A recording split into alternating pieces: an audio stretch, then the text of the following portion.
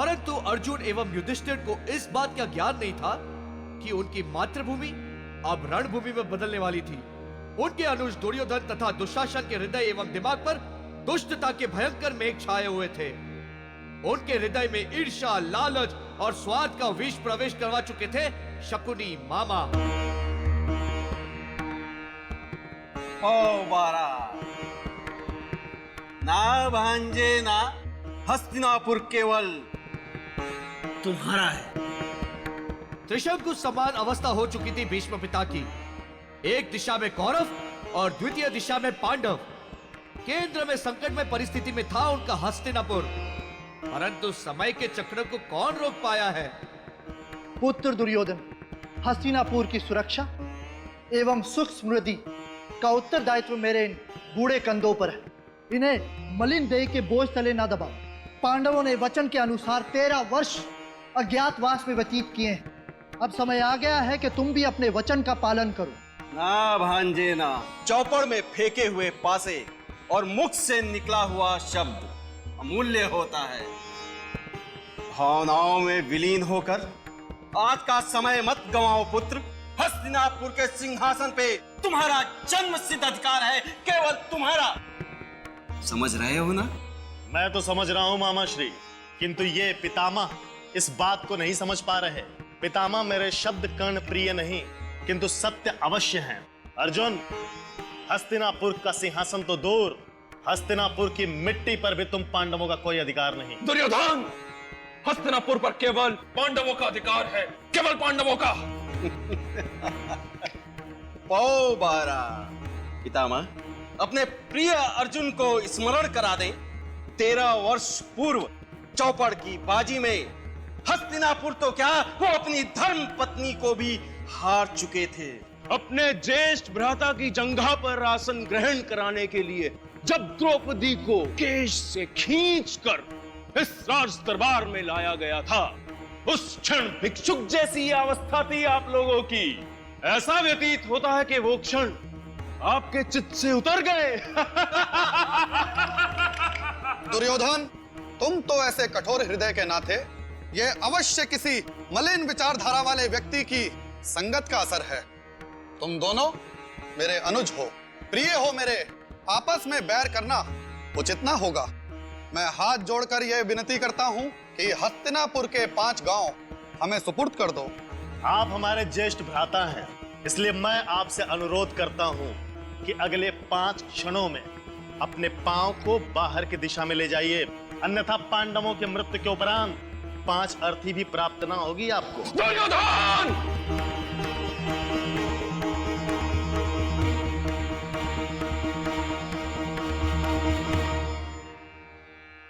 अर्जुन को तो गुस्सा आ गया पापा, अब क्या होगा? अब युद्ध होगा, युद्ध, वहां युद्ध। तुम अपनी सीमा पार करके अपनी मृत्यु को न्योता दे रहे हो। ना अर्जुन ना, अपने क्रोध पर संयम रखो।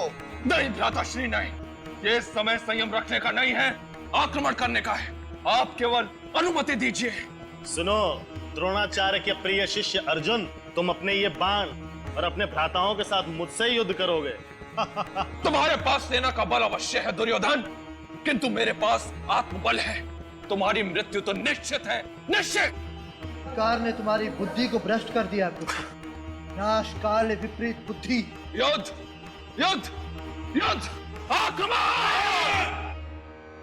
तत्पश्चात हस्तिनापुर की धरती पर कटौता के बीज बोए गए और शत्रुता की फसल काटी गई। अतः श्री महाभारत कथा।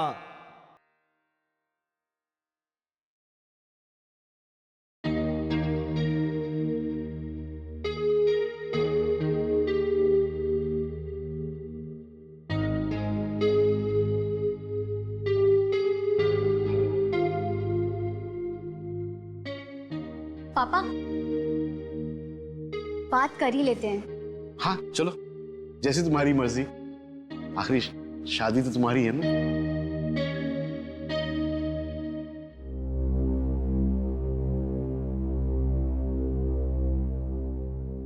हेलो जी, नमस्ते सेठ जी, मुड्डू बोल रहा हूँ। सॉरी मैं आपका फोन उठा नहीं पाया, मेरा शो चल रहा था। हाँ हाँ सेठ जी, हम क्यों नहीं आएंगे। अरे सेठ जी, आपसे 1 लाख रुपए एडवांस ले चुके हैं, शो में क्यों नहीं पहुंचेंगे। समय अनुसार हम सब लोग सीरकपुर पहुंच जाएंगे।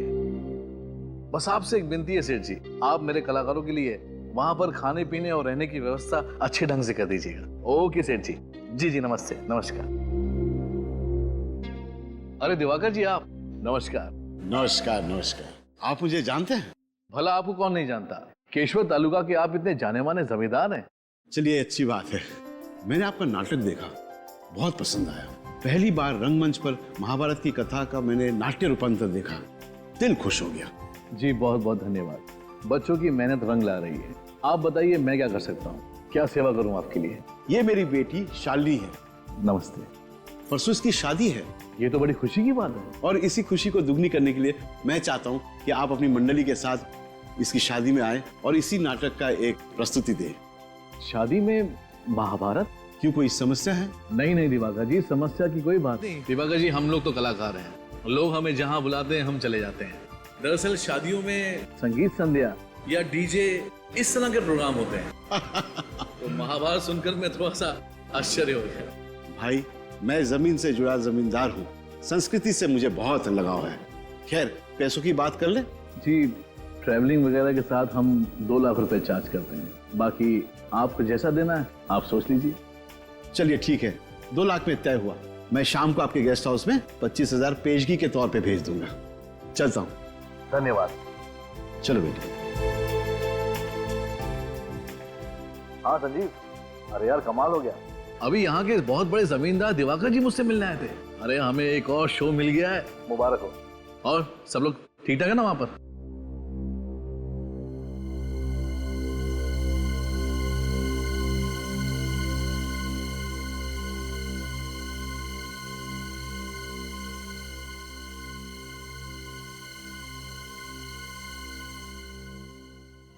देखो मैं तुमसे पहले भी कह चुका हूं और फिर से कह रहा हूं, ये सब काम अब मुझसे नहीं होगा।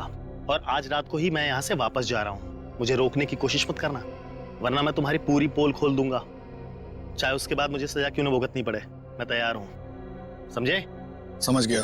तुम्हारे जैसे होनहार कलाकार को मैं खोना तो नहीं चाहता, मगर क्या करूं, जाने वाले को कौन रोक सका है। मतलब क्या तुम्हारा? दुर्योधन का वध वैसे तो भीम ने किया था, मगर अफसोस ये काम अब मुझे करना पड़ रहा है। पिता के लाश ठिकाने लगा दो।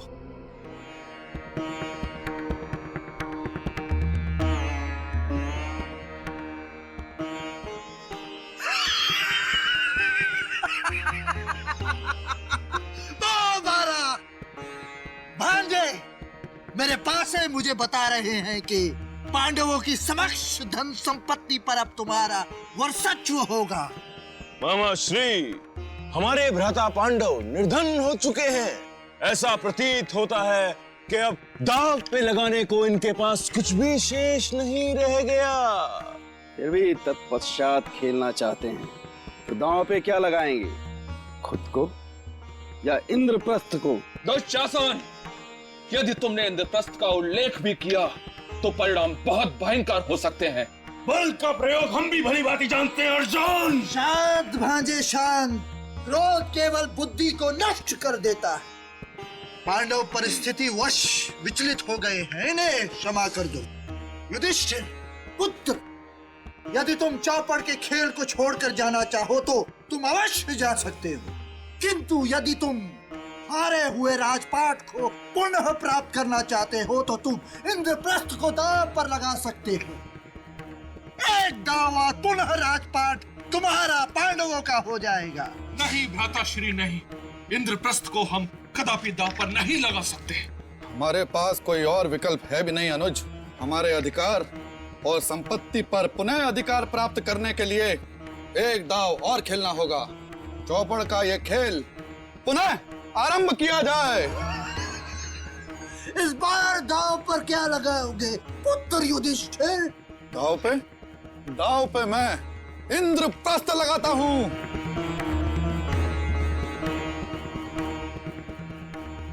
उफ, ये गहनों का वजन कितना ज्यादा है। सारी रस्में पूरे होने तक मैं इनका वजन कैसे झेलूंगी? दीदी शादी करनी है, वजन तो झेलना पड़ेगा ना। और वैसे भी आज एक ही दिन की तो बात है, जब आपकी शादी हो जाएगी ना, ये सारे गहने ना मुझे दे देना। अच्छा, मैं इनके वजन झेलने के लिए तैयार हूँ।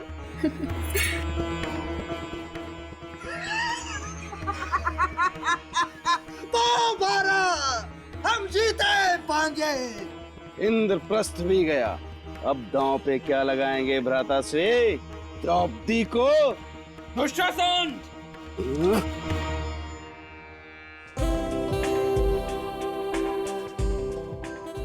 तुम्हारा फोन रिंग हो रहा है।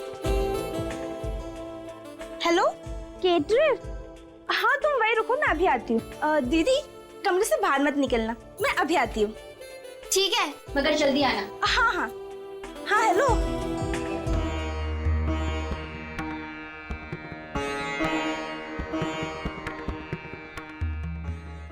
क्या बात है दिवाकर, अतिथियों का स्वागत इस तरीके से करेंगे? जी बिल्कुल, वेशभूषा, लाइट, सेटिंग सब कुछ एकदम परफेक्ट है। ऐसा लगता है कि मानो हम लोग सचमुच हस्तिनापुर में आ गए हैं। कितना अद्भुत है ये सब। हाँ, कि जो भी चीज कम पड़ रही है ना, आप मुझे पहले बता दीजिए, बाद में मुझे कोई प्रॉब्लम नहीं चाहिए। हाँ अच्छा, स्वीट्स और अरे लेकिन वो तो मंगवाया था ना मैंने। अच्छा अच्छा, मेरी प्यारी बेटी शालिनी की शादी है, उसे यादगार जो बनाना है जी। और फिर जमाई राजा मैं और उनके माता पिता 2 घंटे में पहुंचेंगे केशवर। ओके। तो मैंने सोचा मेहमानों के लिए कुछ अलग तरीके का इंतजाम किया जाए। बुद्धू साहब जी, बहुत बहुत धन्यवाद। जी बहुत बहुत शुक्रिया, बहुत बहुत शुक्रिया। आप लोगों से निवेदन है, कृपया भोजन के लिए पधारें। आइए। अरे छोटी, तुम इधर? मैं शालिनी दीदी के साथ ही थी, मगर मुझे केटरर का फोन आया। उससे बात करने मैं बाहर निकली तो उसने कहा कि उसने मुझे फोन ही नहीं किया। इसका मतलब शालिनी, चलो चलो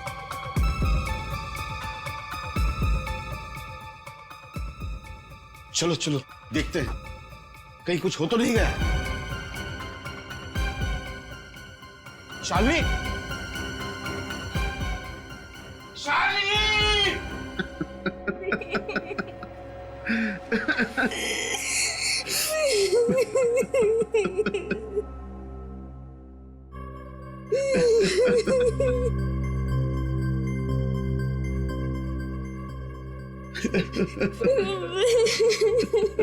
खून की उंगलियों के निशान, इस कांच को उसने कट करके अंदर आया है। वो एक गहना नहीं छोड़ा उसने शालिनी के बदन पर का भी, और ना अलमारी में जितने गहने थे वो भी, सारे के सारे लूट कर गया। सर, खूनी पूरी प्लानिंग के साथ आया था।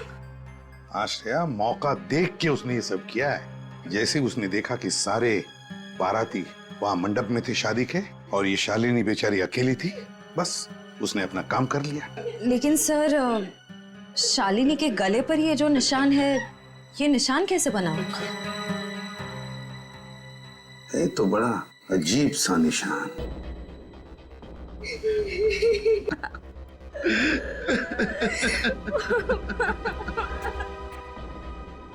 बेटा, तुमने ही अपनी दीदी को आखिरी बार जिंदा देखा ना, और उसकी लाश भी। उसको पैसे और गहने चाहिए था तो मुझसे मांग लेता, मेरी जान ले लेता था। मेरी मासूम बच्ची को क्यों मार डाला? मेरी बेटी ने उस खूनी का क्या बिगाड़ा था? दिवाकर जी, मैं आपसे वादा करता हूँ कि जिसने भी ये किया है ना, उसे हम ढूंढ निकालेंगे, छोड़ेंगे नहीं उसे, कड़ी से कड़ी सजा दिलाएंगे।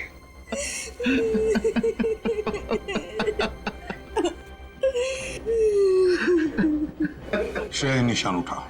लेकिन सर, एक बात समझ में नहीं आ रही है। क्या? ना कोई हाथापाई हुई, ना किसी हथियार का इस्तेमाल किया गया, फिर शालिनी के गले पर ये निशान कैसे बना? ये निशान कैसा, ये साळुंख के बताएगा, और साळुंख ये भी बताएगा कि शालिनी की मौत हुई कैसे। इसकी शादी की सारी वीडियो फुटेज देखते हैं, सारी की सारी वीडियो फुटेज।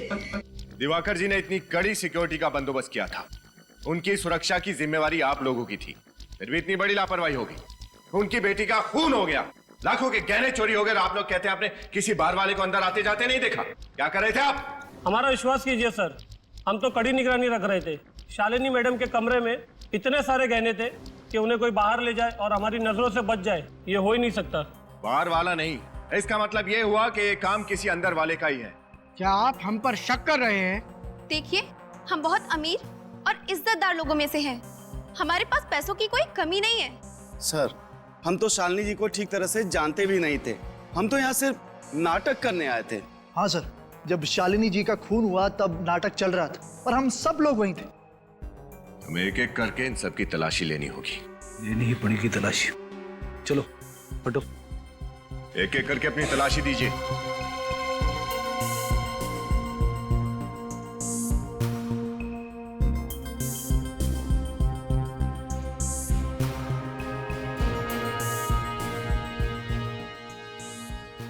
हाथ नीचे, सीधे खड़े हो।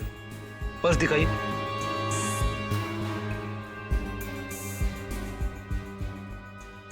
अपना पर्स दिखाइए।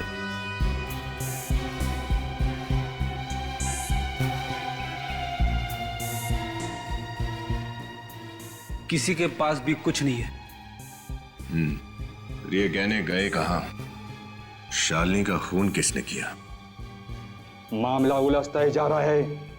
सीआईडी वाले तहकीकात करने आए हुए हैं। अब सुबह तक यही इंतजार करना होगा। खतरा है, लेकिन कोई ना कोई रास्ता तो होगा। वक्त निकलता जा रहा है। श्रेया, शुरू करो। सर,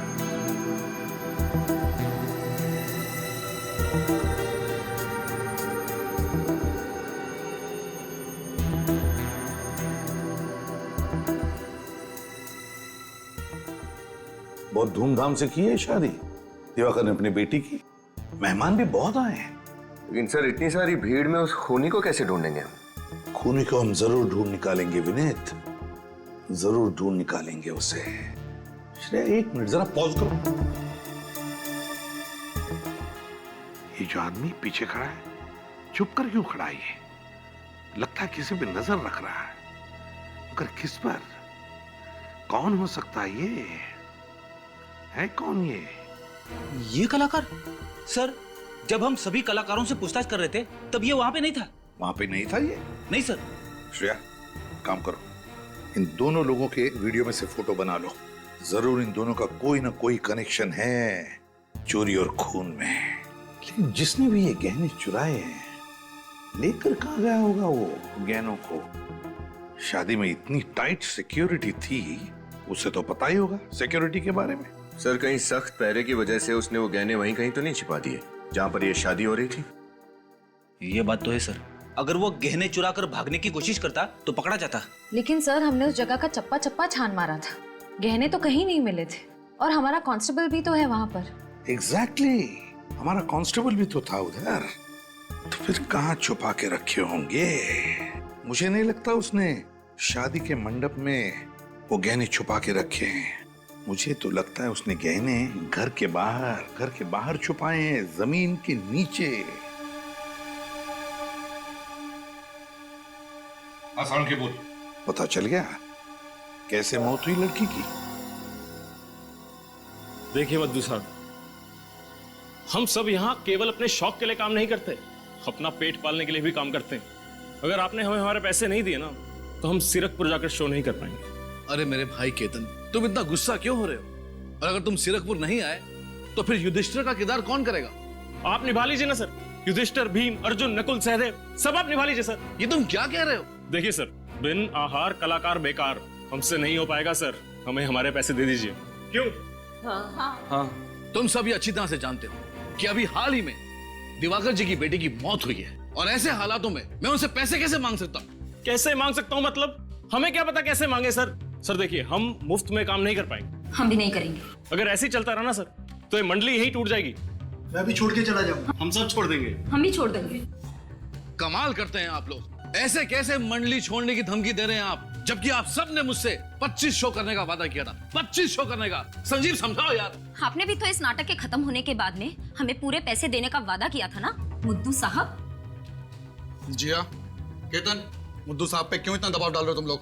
पैसे चाहिए ना आप लोगों को? हाँ। सीरतपुर के शो के बाद मिल जाएंगे पैसे, तब तक मंडली छोड़ने की बात कोई नहीं करेगा, समझे? सर देखिए, आप सीनियर हैं, आप जो बोलेंगे मानेंगे हम। लेकिन सर, सीरकपुर के शो के बाद हमें हमारे पैसे दे दीजिएगा। ठीक है, अब जाइए और जाके सो जाइए, सुबह निकलना है सीरकपुर के लिए। जी सर। चलिए।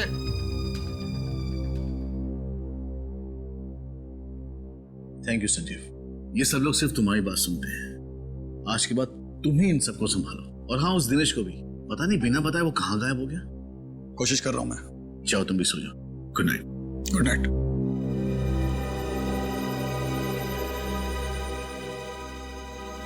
रोहन, कहाँ जा रहे हो? कहीं नहीं सर, बस वो एक बहुत जरूरी काम मुझे याद आ गया था, उसे खत्म करके आता हूँ। सब ठीक तो है ना? हाँ सर, सब ठीक है, कोई टेंशन नहीं है, मैं अभी आता हूँ। हाँ? और हाँ, जल्दी आना। हाँ सर।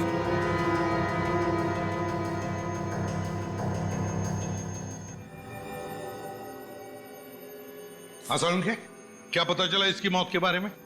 बॉस, इस एक्सरे को जरा गौर से देखो। ये शालिनी के गले का एक्सरे है। सोलंकी, यार यहाँ पर क्या है ये? कुछ तो है इधर। एग्जैक्टली। इसके गले पर चोट लगी जिसकी वजह से इसके गले के आसपास की मांसपेशियां फट गई। सर, सिर्फ गला घुटने की वजह से किसी इंसान की ऐसी हालत हो सकती है? नहीं, सिर्फ गला घोटने की वजह से नहीं, कुछ और ही चक्कर है ना? बिल्कुल बॉस, इसके गले पर एक हल्की सी चोट का निशान है। इसी जगह पर इसके कंठ पर खूनी ने वार किया, जिसकी वजह से इसकी नस दब गई और कुछ ही सेकंड में इसकी मौत हो गई। तो क्या सर खूनी ने इसके गले पर मुक्का मारा या किसी भारी चीज से वार किया? नहीं श्रेया, अगर खूनी ने इसके गले पर किसी भारी चीज से या किसी नुकीली चीज से वार किया होता बॉस, तो इसका गला बुरी तरह से कट जाता, बहुत बड़ा जख्म बन जाता। लेकिन यहाँ इसके गले पर तो ऐसा कुछ नहीं है। सोलंकी, अब पहेलियां बुझाना बंद कर और बता क्या हुआ है। ठीक, बताता हूँ क्या हुआ। ये रूमाल, इस रूमाल की वजह से इस शालिनी की मौत हुई है। रुमाल से? हाँ सर, रुमाल से कैसे किसी का खून हो सकता है? मैं बताता हूँ कैसे हो सकती है। इस रूमाल पे मैंने पत्थर रख दिया और इसे ऐसे बंद करके जोर से घुमाया, इतनी जोर से घुमाया कि इसके अंदर की चीज सीधी जाकर के सामने वाले के कंठ पर लगी, इतनी जोर से कि उसके गले की नस दब गई। नस दब जाने की वजह से उसके दिमाग में ऑक्सीजन का पहुंचना बंद हो गया और ऑक्सीजन की कमी की वजह से उसकी मौत हो गई। यही सब कुछ हुआ इस शालिनी के साथ। बस ये एक बहुत पुरानी तरकीब है जिसका इस्तेमाल चोर किया करते थे किसी की हत्या करने के लिए। कमाल है सर, ना खून खराबा ना कोई हाथापाई और एक ही पल में इंसान की मौत। खून करने का पुराने जमाने का तरीका नए जमाने में। खूनी चाकू से वार कर सकता था, गोली चला सकता था, पर उसने इतनी पुरानी तरकीब का इस्तेमाल किया, क्यों? कोई तो वजह जरूर है श्रेया, कोई तो वजह जरूर है। सोलंकी, उन उंगलियों के निशानों के बारे में क्या पता चला जिन पर खून लगा हुआ था? एक मिनट। हाँ बॉस, ये जो निशान है दरअसल ये खून नहीं है। खून के निशान नहीं है? नहीं, मतलब?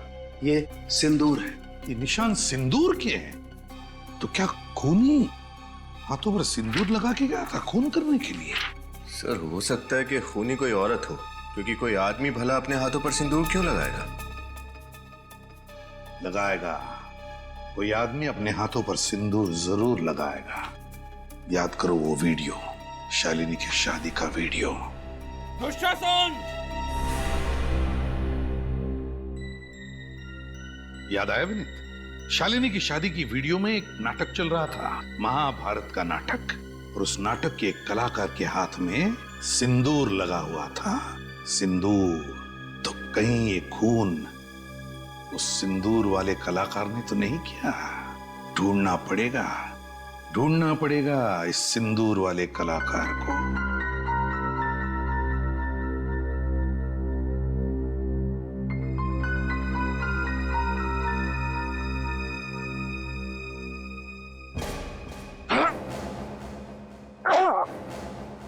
माफ कीजिए कांस्टेबल साहब, लगी तो नहीं?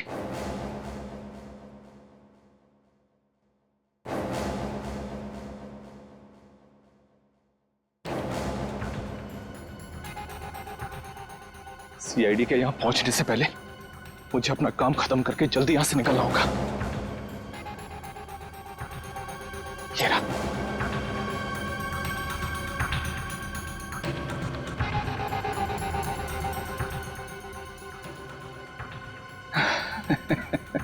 मजे आ गए। जिंदगी भर के लिए गरीबी से छुटकारा मिल गया।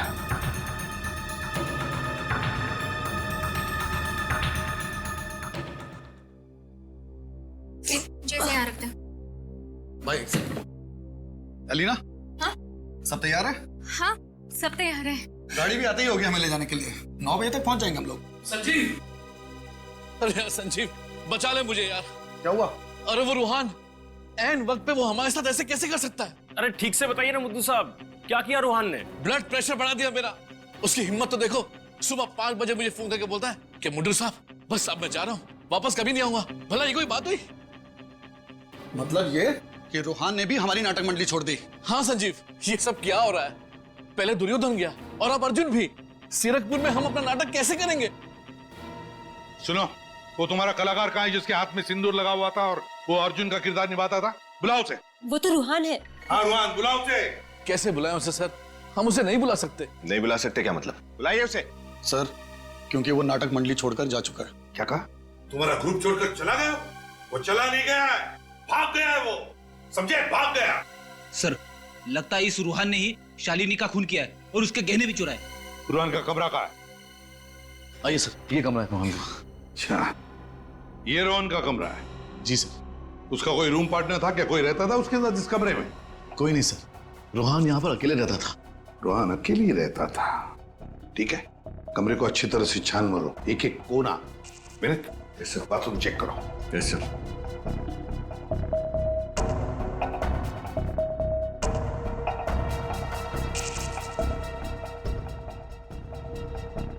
सर।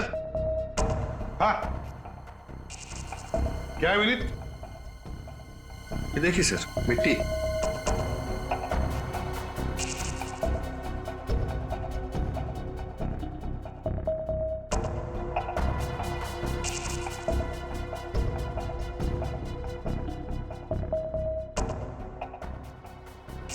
मिट्टी का पानी?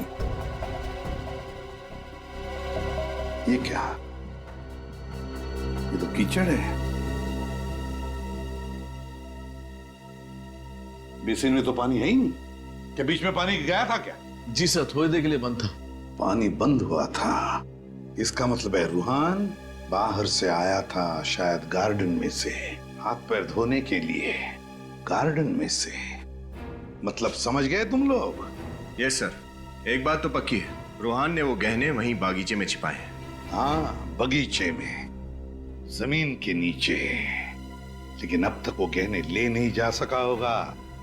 हमारा कांस्टेबल जो तैनात है वहां पर।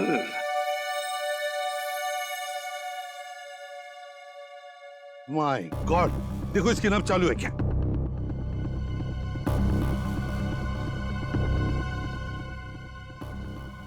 जिंदा है सर। एम्बुलेंस बुलाओ जल्दी। जिसका डर था वही हुआ है। गार्डन की तरफ चलो।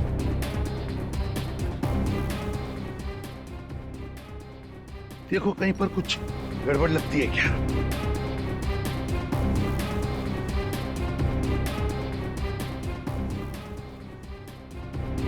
जूतों के निशान। ये क्या? यहां भी है। ये देखो, इस तरफ जा रहे हैं। ये देखो, देखा? वहां पर मिट्टी खुदी हुई है। अब देखते हैं।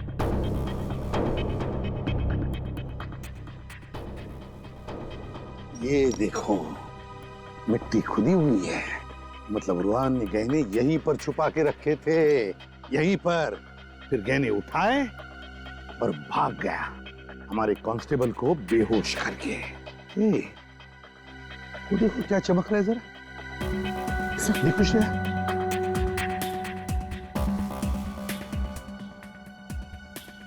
जरी का टुकड़ा। सर, हाँ? इस तरह की जरी तो दुल्हन के कपड़ों में इस्तेमाल की जाती है। दुल्हन के कपड़ों में इस्तेमाल होती है? हाँ सर। तो फिर इस रूहान ने वो गहने दुल्हन के कपड़े में ही लपेट कर रखे थे, यहाँ इस गड्ढे में। तो शालिनी को रूहान ने ही मारा है।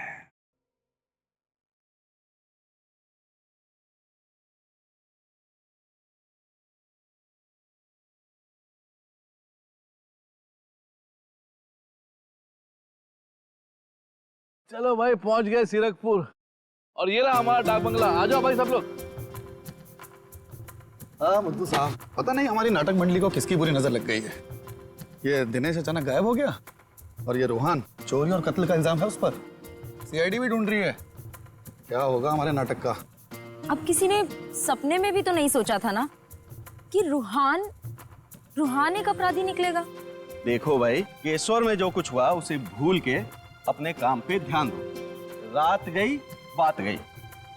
लेकिन हाँ संजीव भाई, आज रात में जो 7 बजे का शो है उसका क्या होगा? तो क्या होगा? लाइट, साउंड और स्टेज की जिम्मेदारी हमारी है और उसे हम अच्छे से निभाएंगे। क्यों? और जगह भी चेक कराएंगे। लेकिन हाँ मुद्दू साहब, बतौर मैनेजर की जिम्मेदारी तो आपको अच्छे से निभाइए। मुद्दू साहब, एक ही कलाकार क्या अर्जुन भी बनेगा और शकुनी भी?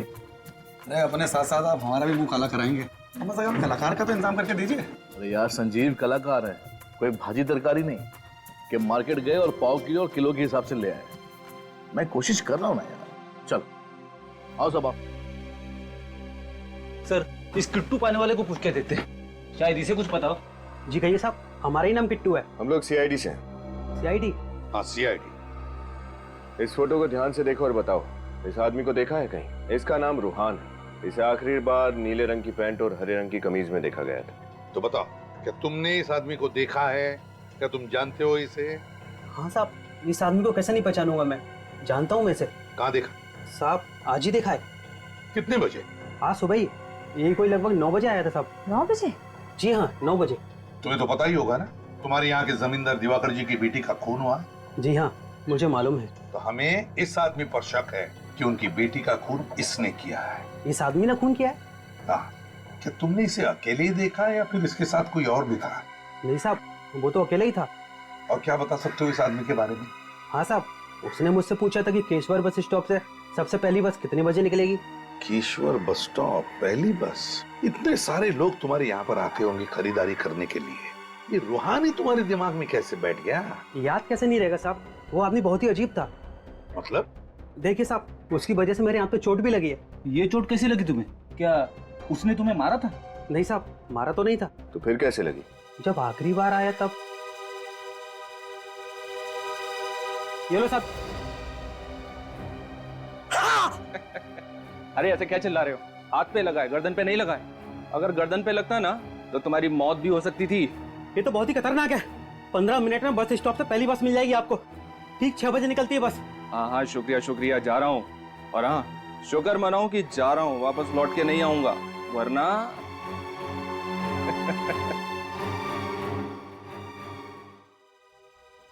रुमाल में पत्थर बांधकर रुमाल घुमाता था। यही है हमारा आदमी, यही है। Thank you. सर, कहीं रूहान सारे गहने उस काले बैग में रखकर भाग तो नहीं गया? सारे गहने लेकर भाग गया है वो, मगर शहर की तरफ उन गहने बेचने के लिए। कलाभवन नाटक मंडली के एक कलाकार पर शक है मुझे। रूहान नाम है उसका, रूहान। हाँ, वो यहाँ से काले बैग में गहने लेकर शहर की तरफ आ रहा है, वो गहने बेचने के लिए। देखो हाथ से निकलने ना पाए, उसकी फोटो भेज रहा हूं मैं तुम्हें। गुड। और अभिजीत से कहना इस कलाभवन नाटक मंडली का पूरा इतिहास निकालने के लिए, पूरा इतिहास, सिर्फ रूहान पर नहीं, इस नाटक मंडली के सारे कलाकारों पर शक है मुझे। Okay? Keshwar bus stop, let's go. Sir, ये जीवराम जी हैं, ये नचिकेत जी। नमस्ते सर। ये रंगमंच के बहुत पुराने कलाकार हैं। इन्होंने देश भर में नाटक के कई प्रयोग किए हैं। जीवराम जी, नचिकेत जी, हमें आपकी मदद की जरूरत है। अगर हम सीआईडी के कुछ काम आ सके तो ये हमारा सौभाग्य होगा। पंकज,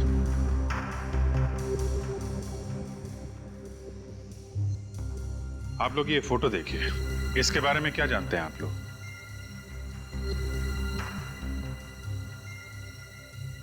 क्या बात है, इस फोटो को देख के आपके चेहरे के हाव भाव कुछ बदल गए? आप लोगों के चेहरे देखकर ऐसा लग रहा है कि आप इस नाटक मंडली के बारे में कोई गहरा राज जानते हैं। बताइए क्या जानते हैं आप? जी, कला भवन रंगमंच की बहुत पुरानी संस्था है। ये तो हम भी जानते हैं जीवराम जी। आप हमें ये बताइए कि आप ऐसा क्या जानते हैं इस मंडली के बारे में जिसे देख के आपके चेहरे का रंग उड़ गया। सर, हमारे नाट्य जगत का सुहाना काल चल रहा था, तब इस कला भवन के कलाकारों ने उस पर ग्रहण लगा दिया। कलाकारों ने ग्रहण लगा दिया? वो कैसे? जी, कलाकारों के रूप में बहरूपिये थे, बहरूपिये। कलाकारों के बेस में ये चोरों की टोली थी। ये क्या कह रहे हैं आप? कला भवन के कलाकार चोर थे? जी साहब। अच्छा, ये लोग सिर्फ छोटे शहरों में ही अपने शिकार करते थे या फिर बड़े शहरों में भी जाते थे? सर, सिर्फ छोटे शहरों में। और उनकी एक खासियत थी, वो नींद में लोगों का खून करते थे और उनके जेवर और पैसे लेकर गायब हो जाते थे। तो फिर ये लोग कभी पकड़े कैसे नहीं गए? पता नहीं साहब, हर बार बच जाते थे। और उस जमाने में ज्यादा पाबंदियां भी तो नहीं थी। उस जमाने में? ये कितने साल पहले की बात कर रहे हैं आप? ये सब 1890 की बात कर रहे हैं। 1890? कला भवन नाट्य संस्था का आरंभ 1890 में हुआ था। तब उसमें सिर्फ 5 लोग थे। धीरे धीरे संख्या बढ़कर 15 की हो गई। कुछ सालों तक चोरी करने के बाद अचानक एक दिन ये टोली गायब हो गई और फिर 1995 में फिर से कुछ कलाकारों ने मिलकर इसी नाम से संस्था शुरू की। लेकिन सर, आप कला भवन के बारे में इतने सारे सवाल क्यों पूछ रहे हैं सर? नचिकेत जी, कला भवन के कलाकारों ने कला भवन की घिनौनी कला फिर से दिखानी शुरू कर दी है। फिर से शुरू कर दी? जी हाँ। कल एक शादी में नाटक के दौरान उन्होंने दुल्हन का खून कर दिया और उसके गहने लूट लिए। आप दोनों एक बात बताइए, कला भवन के इतिहास के बारे में आपको इतनी सारी जानकारी कहाँ से मिली? नाट्य संग्रहालय में से। उसमें सभी जानी मानी संस्थाओं की जानकारी दर्ज की जाती है। दिवाकर जी की बेटी का खून और चोरी का तरीका उन्हें संग्रहालय से मिला होगा। सर, मुझे नहीं लगता ये मुमकिन है। क्यों? सर, क्योंकि वो संग्रहालय तो कई साल पहले बंद हो चुका है। सर, नाट्य संग्रहालय के बंद होने के बावजूद इन अपराधियों को लूटपाट और खून करने के तरीके के बारे में जानकारी कहाँ से हासिल हुई? जानकारी तो कहीं ना कहीं से निकाल ली होगी निखिल, लेकिन मुद्दे की बात यह है कि 1890 में कला भवन के कलाकारों ने खून करना और लूटपाट करना शुरू किया था और उन्हीं से प्रेरणा लेके कला भवन की इस नई टोली के किसी कलाकार ने शालिनी का खून कर दिया है। सुनिए। बोलो भाई। जरा अपनी मुंडी ऊपर करोगे? हम लोग सीआईडी से। इस आदमी को देखिए, क्या इसे आपने देखा है यहाँ बस स्टैंड पे? चेहरा कैसे याद रहेगा साहब? इस काउंटर पर इतने लोग आते हैं, कैसे याद हो सकता है? अच्छा, एक बात बताओ, यहाँ से जितनी भी बसें जाती हैं सुबह 9 बजे, क्या वो वापस लौटी है? देख के बताता हूँ साहब। लॉन्ग रूट की 4 बसों को छोड़कर सारी बसें आ चुकी हैं। ये जो बस आ रही है, क्या वो भी यहाँ से 9 बजे गई थी? हाँ साहब, ये 9 बजे गई थी। एक राउंड पूरा करके अभी आई है। Thank you.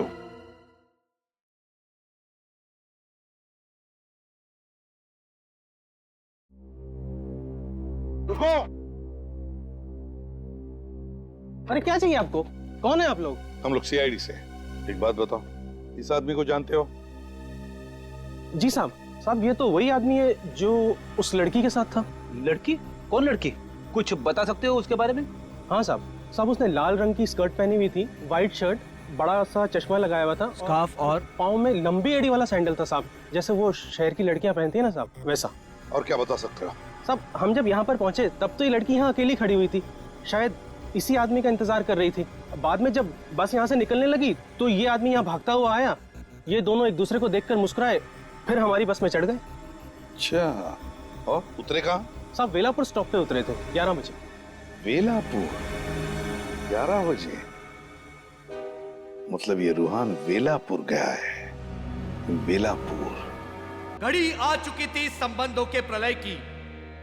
निश्चित करना था दानवीर करण को कि वो किसका समर्थक बने, अपने परम मित्र एवं संरक्षक दुर्योधन का या अपने सौतेले भ्राता पांडवों का।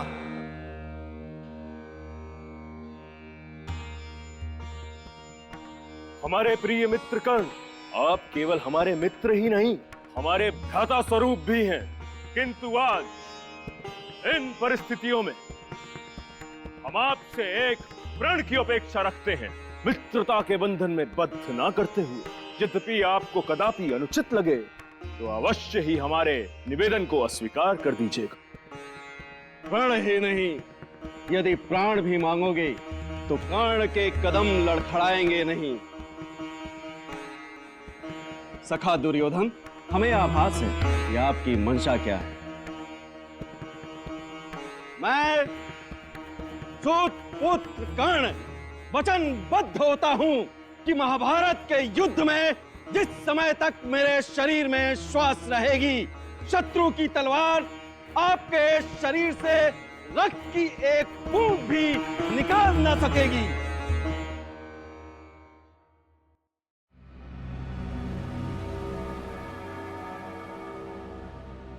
सर, इस गांव वाले ने फोन करके मुझे बताया कि यहाँ पे एक लाश गिरी है। उसके बाद तुरंत मैंने आपको फोन किया सर। ये देखिए सर, यही वो लाश।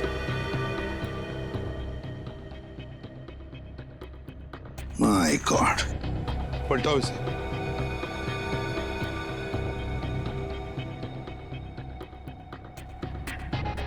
सर, ये तो रूहान है। अरे बैग खोलो।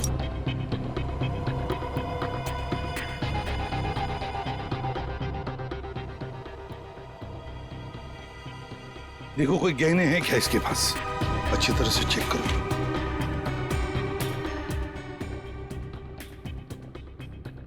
नहीं सर, इसकी जेब में भी कुछ नहीं।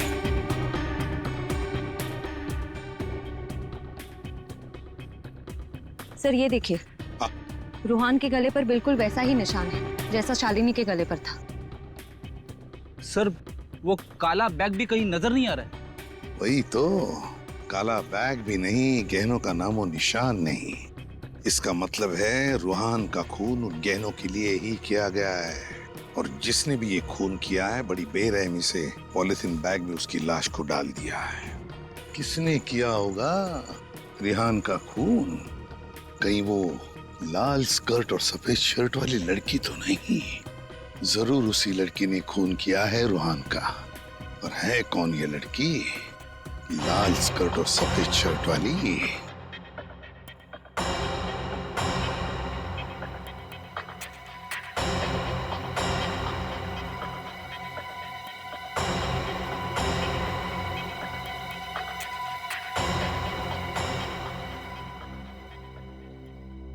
सर।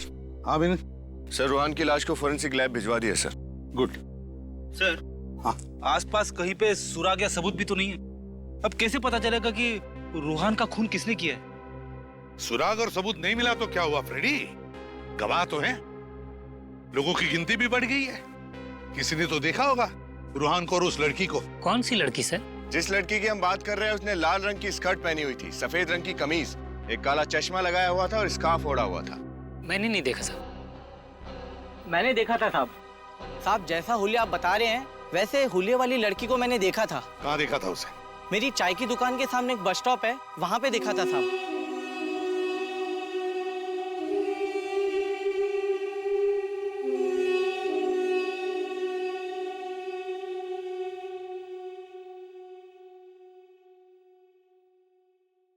एक फोन करना था। लोकल का 5 और एसटीडी का 10 रुपया 1 मिनट का। ठीक है।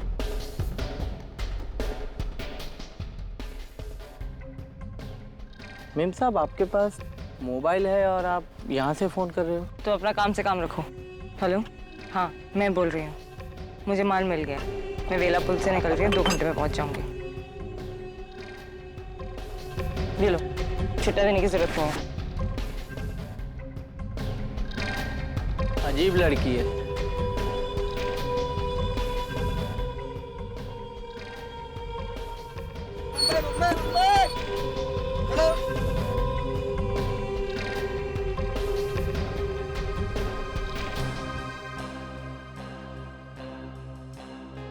मुंबई जाने वाली बस में बैठी? हाँ साहब, मुंबई जाने वाली बस ही थी। यही लड़की है, इसी ने रूहान का खून किया है, इसी लड़की ने। फोन पे माल की बात कर रही थी, इसका मतलब वो गहने भी उसी के पास है। लेकिन एक बात समझ में नहीं आई सर। क्या? यहाँ से मुंबई का रास्ता करीब 4 घंटे का है, लेकिन उसने फोन पर कहा कि वो 2 घंटे में पहुंच रही है। अच्छा, मुंबई 4 घंटे की दूरी पर, और उसने फोन पर कहा कि वो 2 घंटे में पहुंच जाएगी। फ्रेडी, पता लगाओ यहाँ से मतलब वेलापुर से 2 घंटे की आसपास कितने शहर या गांव है, जल्दी। Yes sir. अच्छा, हमें तुम्हारी मदद चाहिए। तुम्हें उस लड़की के बारे में जो कुछ भी याद है, वो दिखती कैसे, वो हमें बताओ, हम उसका चेहरा बना देंगे। हाँ, मदद करोगे? जी साहब। और एक बात बताओ, जब वो फोन पर बात कर रही थी तब वो कुछ लिख रही थी ना कागज पर? तो क्या तुमने देखा वो क्या लिख रही थी? सर वो कागज पर कुछ फूल बना रही थी। फूल बना रही थी? Okay thanks. सर। हाँ। वेलापुर से 2 घंटे पे सिरखपुर है। सिरखपुर?